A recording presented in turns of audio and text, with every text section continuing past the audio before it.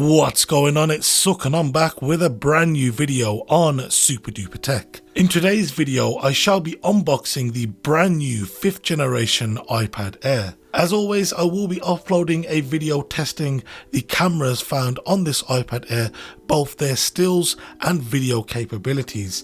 And once these have been uploaded, I will leave them linked down below in the video description. Finally, we are on the road to 5,000 subscribers, and if you are new around here, then I must ask you to hit the subscribe button, clicking the bell icon to be notified of when a new video goes live. Without any further ado, let's hit the titles.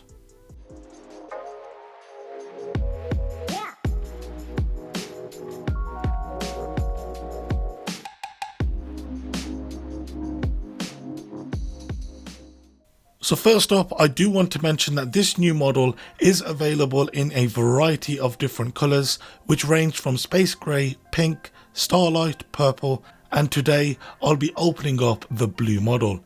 Its starting price is £569 here in the UK for 64GB of storage, whereas if you're from the US, then the starting price is $599.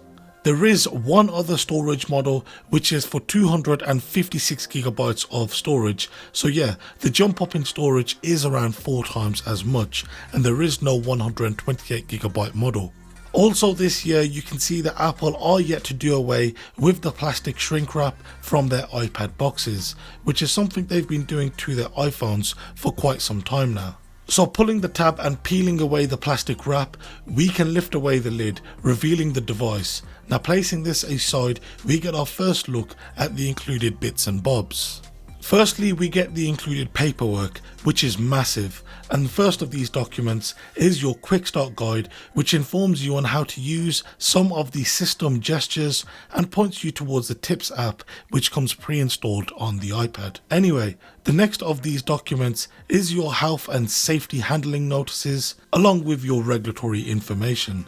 The last item included is your rather large 2 white Apple stickers. Once we've looked at that, we can see the last 2 remaining items. Now the first of these is your USB-C to USB-C cable, which has an approximate length of 1 meter.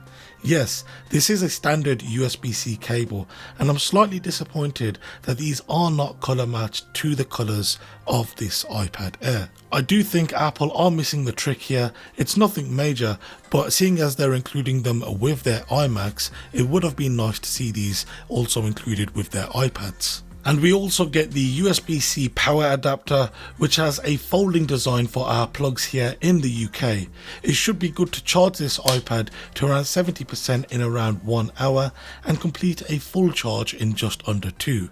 It's also able to output up to 20 watts of power.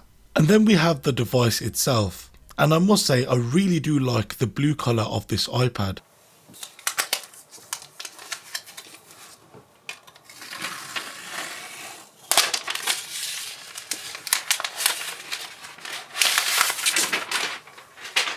So if you would like to see this device tested, compared and then finally reviewed, then be sure to subscribe clicking the bell icon to be notified of when any new videos go live. Of course, if you have got any video suggestions or anything you'd like to see tested, then be sure to let me know by hitting me up over on my social media platforms on Twitter and Instagram, links to which can be found down below in this video description. Once again, thank you very much for watching, and I'll see you next time. Take care and have a good one.